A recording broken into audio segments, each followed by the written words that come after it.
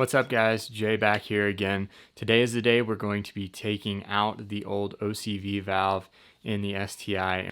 For those of you who aren't sure what that is, or for those of you who have gotten the P0024 code, that is going to be the driver's side, so the left bank exhaust OCV valve for the AVCS system. I have scoured YouTube trying to find something on this specific solenoid, and it just seems like there are a lot of people doing the intake side or even the passenger side, but this one is a little bit obscure, so I'm hoping this helps some folks who are trying to get this done and aren't really sure where to start. So let me preface this a little bit. I know I was going to do an STI update last week. That video kind of got lost in the shuffle. It's been a really busy week for me. I do work a 9 to 5, so I didn't really have a whole lot of time, so I apologize for that. But let me give you a little update on what was going on with the car. So I had rough start, rough run conditions. I also got that P0024 code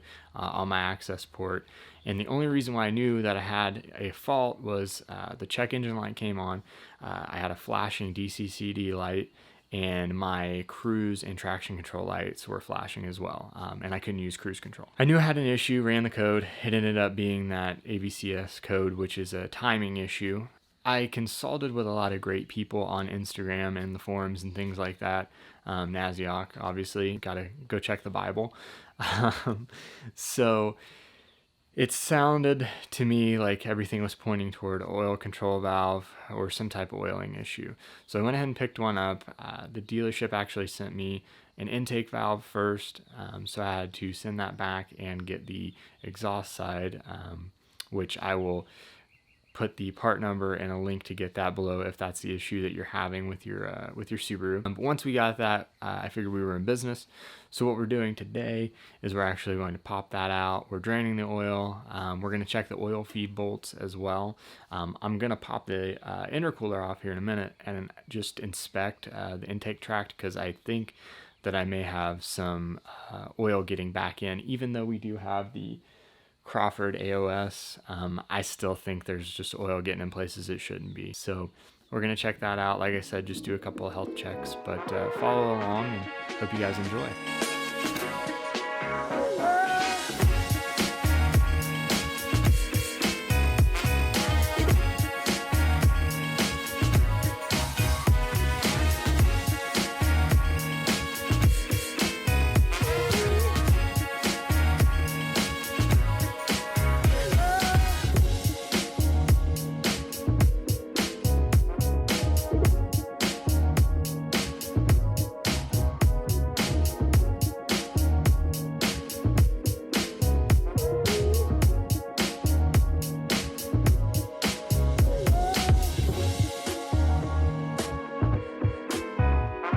We have a crown jewel. It's got an STI group in pitch stop already, which is super nice. I was gonna do that actually. It's just a stiffer bushing for the rotation of the motor under heavy acceleration. That's awesome. That's a big deal. Okay, so there we go. That's all the oil that is in the intercooler inlet at the throttle body.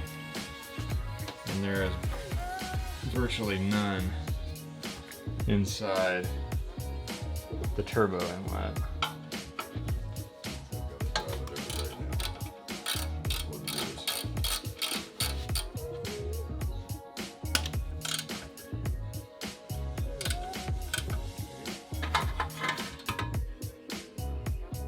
A whole lot of light, but it's an NVIDIA downpipes. It's good stuff. Alright guys, so we're doing something a little controversial with the STI. We're gonna flush it. I think I'm having an issue with some sticky rings, and it's allowing oil to get by, because I do have a little bit of consumption. So we're gonna run a flush in it before I do the OCV. That way I don't gum up a new OCV if there's any crap in it. Then we'll pop the OCV out, throw it in, fill it up with new oil, prime the car, and see what happens. Now, before the day gets away from me, I do want to give a big shout out to Daniel Kellert. He was kind of one of the first people who reached out and threw up his idea of what my issue was. We walked through it. He sent me some diagrams. Please check out his channel on YouTube. He's got a great hatchback STI build going right now. I'll throw some footage up of his build, but he also has a really good Instagram page at 10STI Hatch. So please check out his channel. It's, like I said, it's very cool. And to see somebody care about these cars as much as I do and as much as most of you do is really awesome, and to watch him kind of go through his build process. It's given me a lot of ideas about mine, to be honest. So here in about 15 minutes, we are going to know whether or not we have real problems.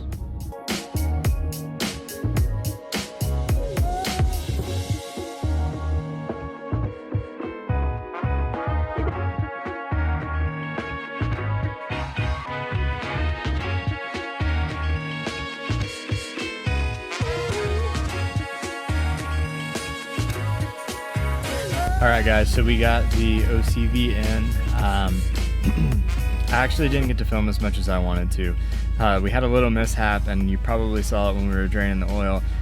The oil splashed the lens, and so I had to work to get that off. We were kind of under a time constraint today, so I went ahead and had my dad pull the OCV out and pop the new one in. That way, whenever I got finished wiping the camera lens down, which took forever, and there's still a little bit of residue around the corners I'm gonna have to work on, but that way we could fill it back up with oil and get the car back down on the ground and test these out.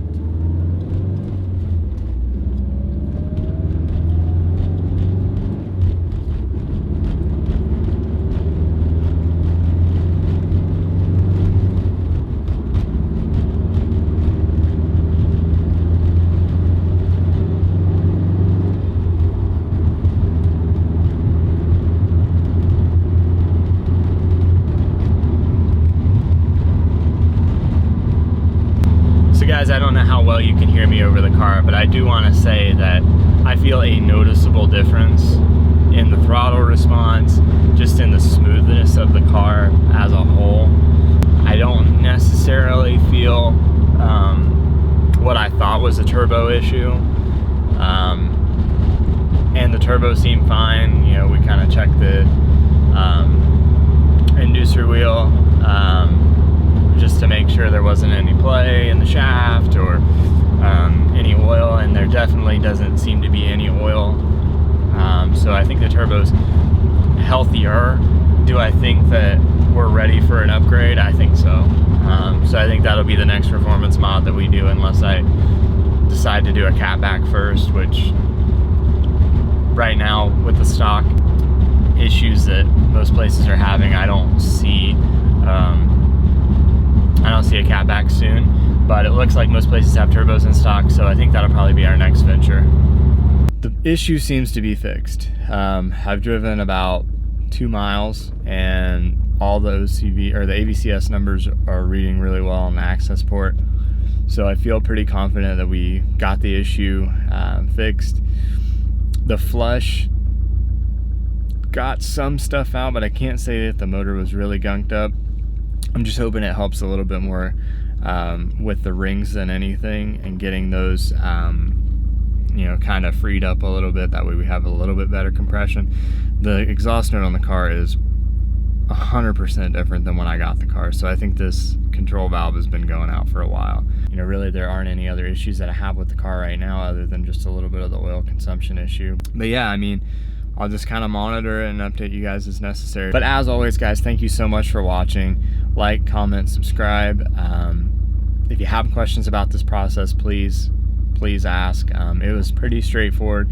Now I understand why a lot of people don't video this or whatever, because literally all you have to do is pull the under tray off, and it's right there on the driver's side. I mean, it's the most accessible, I think, of the 4 AVCS valves. So I think this is a pretty easy fix. But see you guys later. We'll catch you in the next one.